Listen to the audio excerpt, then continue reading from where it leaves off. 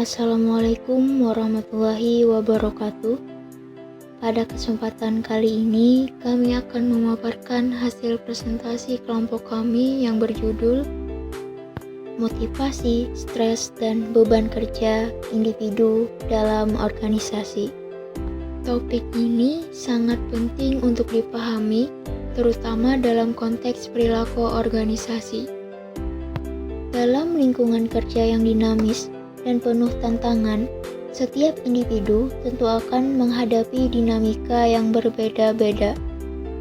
Baik dari segi motivasi kerja, tingkat stres yang dialami, maupun beban kerja yang harus ditanggung setiap harinya. Motivasi merupakan salah satu elemen kunci yang mendorong seseorang untuk bekerja dengan semangat dan mencapai hasil yang optimal. Sementara itu, stres kerja bisa muncul dari tekanan atau tuntutan pekerjaan yang berlebihan, yang apabila tidak dikelola dengan baik, dapat menurunkan produktivitas, bahkan mempengaruhi kesehatan mental dan fisik. Sedangkan beban kerja yang tidak seimbang atau tidak sesuai dengan kapasitas individu juga berdampak negatif terhadap kinerja secara keseluruhan. Oleh karena itu, melalui presentasi ini, kami akan membahas secara ringkas, sistematis, dan mudah dipahami mengenai motivasi, stres, dan beban kerja individu dalam organisasi. Kami terdiri dari 8 anggota yang tertera pada slide, dan kami berkolaborasi dalam penyusunan materi ini. Dengan nama anggota, yang pertama ada Siti Nuraisa Jahara, yang kedua Maulidia Silawati, yang ketiga Leora Agnesia Languyu, yang keempat Asapa Hirmila Dipa, yang kelima Abil Aprilianti, yang keenam Arimbi Lestari, yang ketujuh Siti Marhama, dan yang kedelapan Bahjatul Inayah. Latar belakang, keberhasilan organisasi tidak bisa dilepaskan dari kinerja individu. Nah, kinerja itu sendiri sangat dipengaruhi oleh motivasi, tingkat stres, dan beban kerja. Ketiga faktor ini saling berkaitan erat. Jika motivasi rendah, stres tinggi, dan beban kerja tidak seimbang, maka produktivitas pun akan terganggu. Akibatnya bisa fatal, yaitu turnover meningkat, konflik internal, dan bahkan krisis kesehatan mental. Sebaliknya, motivasi yang baik, pengelolaan stres, dan distribusi beban kerja yang adil menciptakan lingkungan kerja sehat. Tekanan globalisasi, teknologi, dan ekspektasi tinggi meningkatkan risiko stres kronis. Tetapi motivasi dapat membantu karyawan beradaptasi dan bekerja secara optimal. Motivasi dalam organisasi. Kita mulai dari motivasi terlebih dahulu. Motivasi adalah kekuatan internal yang mendorong seseorang bertindak. Motivasi ini dipengaruhi oleh dua hal, yaitu faktor internal dan faktor eksternal. Untuk faktor internal seperti kebutuhan dan nilai pribadi. Untuk kebutuhan, misalnya kebutuhan akan rasa aman, penghargaan, aktualisasi diri. Jika seseorang merasa pekerjaannya membantu mereka mencapai tujuan pribadi, mereka akan lebih termotivasi. Terus ada nilai pribadi, nilai seperti integritas, kerja keras, atau kreativitas bisa memotivasi seseorang untuk bertindak sesuai dengan apa yang mereka anggap penting. Misalnya, jika seseorang sangat menghargai pencapaian, ia akan termotivasi untuk terus berprestasi tanpa harus didorong oleh orang lain. Jadi, faktor internal ini bersifat personal dan subjektif, berbeda-beda setiap individu. Dan untuk faktor eksternal seperti penghargaan dan budaya organisasi. Untuk penghargaan sendiri, seperti gaji, bonus, promosi, atau pengakuan dari atasan. Hal ini bisa meningkatkan semangat kerja seseorang karena merasa dihargai.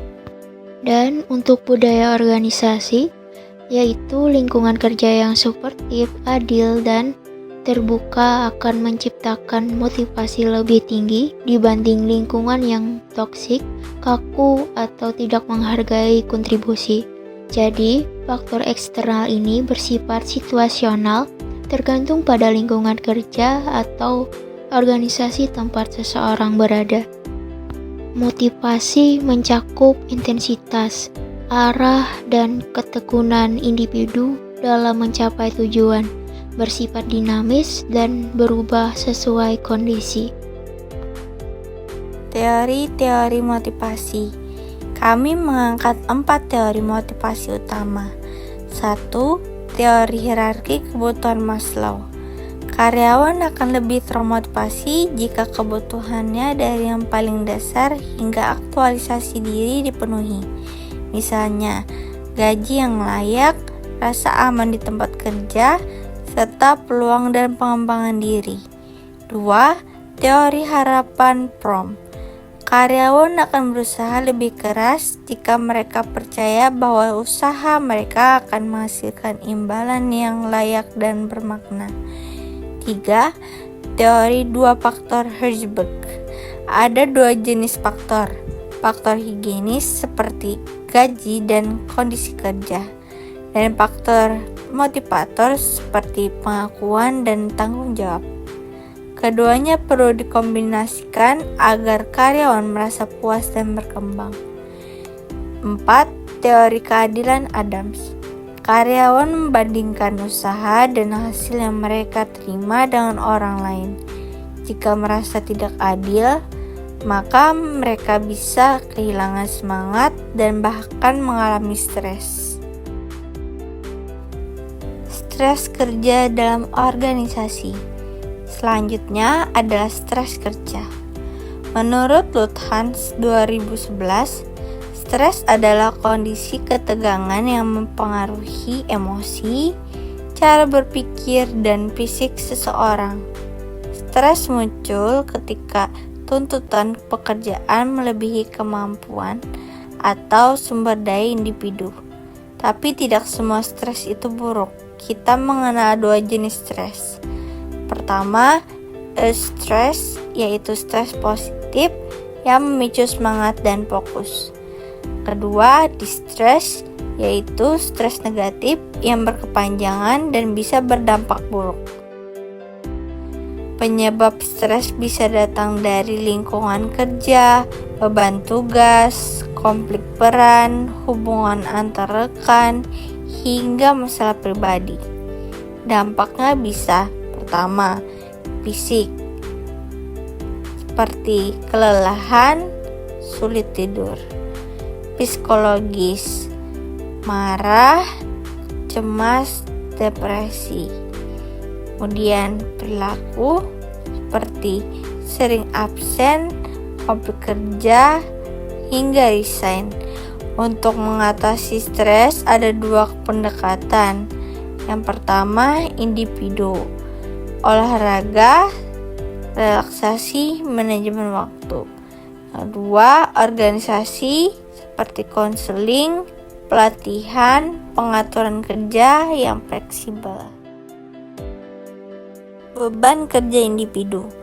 Beban kerja mengacu pada jumlah dan kompleksitas tugas yang harus diselesaikan dalam waktu tertentu. Beban yang terlalu sedikit bisa membuat bosan, tapi kalau terlalu berat bisa menimbulkan stres kronis. Beban kerja individu. Beban kerja mengacu pada jumlah dan kompleksitas tugas yang harus diselesaikan dalam waktu tertentu. Beban yang terlalu sedikit bisa membuat bosan, tapi kalau terlalu berat bisa menimbulkan stres kronis. Beban kerja terdiri dari yang pertama adalah fisik, seperti tugas berat dan berdiri lama. Yang kedua, mental, seperti konsentrasi tinggi dan keputusan cepat. Dan yang terakhir adalah psikologis, seperti tekanan emosional. Faktor yang mempengaruhinya antara lain jam kerja, teknologi, kejelasan peran, dan dukungan atasan. Jika tidak dikelola, dampaknya bisa sangat merugikan, seperti burnout, kecelakaan kerja, penurunan produktivitas, dan bahkan gangguan mental. Hubungan antara motivasi, stres, dan beban kerja. Nah, disinilah keterkaitan ketiganya menjadi sangat penting. Beban kerja tinggi tidak selalu buruk selama ada motivasi yang kuat dan manajemen stres yang baik. Keseimbangan inilah kunci produktivitas. Sebuah organisasi yang menyediakan lingkungan kerja suportif, sistem penghargaan adil, dan struktur kerja jelas akan mampu menjaga semangat kerja karyawannya tetap stabil, bahkan tengah tekanan tinggi. Era kerja digital. Tantangan baru muncul di era kerja digital. Menurut Deloitte 2021, 47% milenial menganggap fleksibilitas kerja sebagai hal yang sangat penting.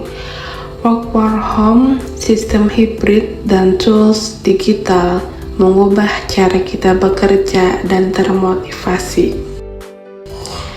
Tapi sisi negatifnya, batas antara kerja dan kehidupan pribadi jadi kabur. Studi dari Buffer 2023 menunjukkan 22% pekerja remote merasa kesepian, 19% kesulitan memutus koneksi dari pekerjaan, yang artinya organisasi perlu mengembangkan pendekatan baru dalam pemeliharaan motivasi dan mencegah stres di era digital ini. Untuk mengakhiri presentasi ini, izinkan kami menyampaikan kesimpulan. Motivasi, stres, dan beban kerja adalah 3 aspek fundamental dalam pengelolaan sumber daya manusia. Organisasi yang tidak peduli pada 3 hal ini akan menghadapi penurunan produktivitas, kehilangan talenta, dan masalah kesehatan mental. Sebaliknya, jika dikelola secara strategis, maka organisasi bisa membangun tempat kerja yang sehat, dinamis, dan unggul dalam kompetisi global. Demikian presentasi dari kelompok kami. Kami mengucapkan terima kasih. Jika terdapat kekurangan dalam penyampaian, kami mohon maaf yang sebesar-besarnya. Wassalamualaikum warahmatullahi wabarakatuh.